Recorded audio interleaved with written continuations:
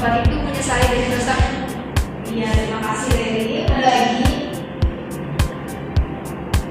Saya dari apa yang telah saya dapat tadi Bu, pertobatan yaitu menyesali perbuatan yang telah diperbuat. Oke, kalau saya Bu, dari materi yang dibikin, pertobatan itu kayak berubah cara pikirnya, mungkin cara pikirnya jadi lebih positif gitu. Terima kasih ya untuk jawaban dari Rerin, dari Piara dan Puspita tadi. Nah, di sini ada kata. Ibu akan menjelaskan merangkum sedikit dari apa yang telah anak-anak sampaikan semua tadi. Nah, kata bertobat itu berasal dari kata dasar tobat yang berarti berputar atau berbalik kembali. Nah, bertobat berarti berbalik dari jalan dosa dan memulai langkah pada jalan Allah yang benar. Nah, jadi bertobat atau pertobatan merupakan bagaimana perubahan cara berpikir dan perubahan hati kita pada jalan yang benar. Nah, seperti yang telah Ibu sampaikan tadi, Ibu akan membagikan kalian ke dalam kelompok kecil. Nah, Ibu minta kalian berhitung 1 sampai 2 ya, anak. Dimulai dari Sumi. 1, 2, 1, 2, 1, 2. Iya, nah yang 1 ke kelompok 1 sebelah kanan Ibu, yang kedua ke kelompok 2 di sebelah kiri Ibu. Nah, sudah di kelompoknya masing-masing ya, Ibu akan membagikan materi untuk masing-masing kelompoknya.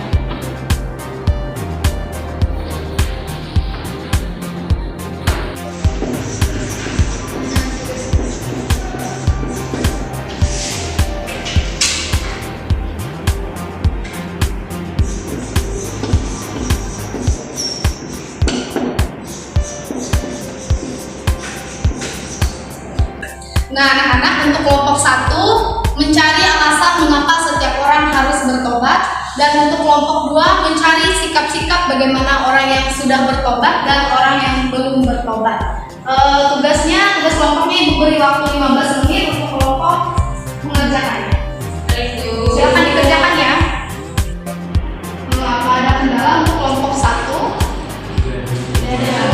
Dikerjakan ya dengan baik. Ya, baik Bu. Ya, kelompok 2 ada kendala. saya Bu, maksudnya sikap-sikap yang seperti apa ya Bu? Oh, dari kedua Mas. Iya, udah dua itu. Misalkan yang orang yang sudah bertobat itu sikapnya seperti apa, dan misalkan orang yang belum bertobat, misalkan dia katanya dia sudah bertobat, dia bilang secara lisan dia sudah bertobat, tapi perbuatan, sikap dan perilakunya tidak menunjukkan bagaimana seharusnya orang yang sudah bertobat. Seperti itu ya kelompok ya Bu. Ya. Nah, dari apa yang telah kelompok 1 sampaikan tadi, Ibu akan menyimpulkan sedikit.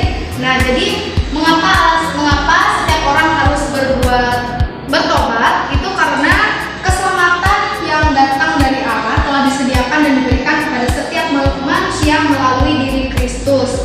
Nah, hadiah dari keselamatan itu atau pemberian Allah tersebut disebut oleh manusia dengan wujud hidup dalam pertobatan. Itulah mengapa alasan manusia mengapa harus bertobat.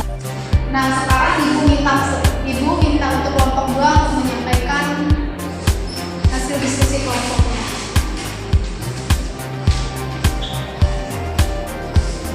Di sini saya akan menjelaskan hasil diskusi kami, yaitu tentang sikap orang yang sudah bertobat. Yang pertama, orang yang bertobat itu contohnya yang awalnya dia jauh dari Tuhan, dia selalu berbuat kesalahan.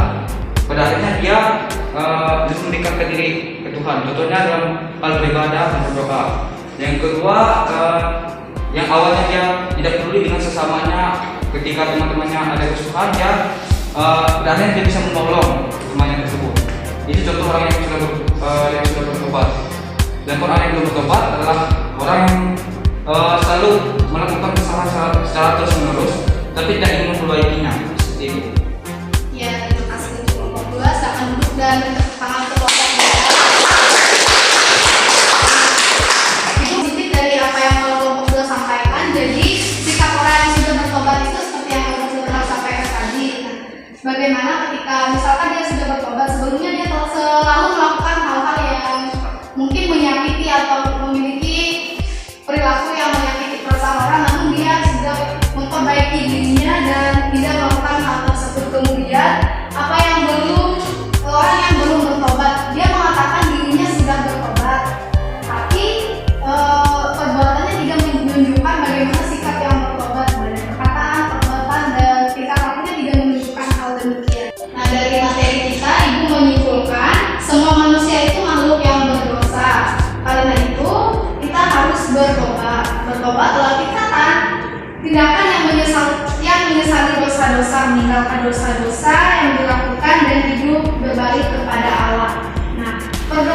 harus berwujud dengan cara berpikir yang benar, perubahan hati, dan perubahan sikap dan tingkah laku yang benar.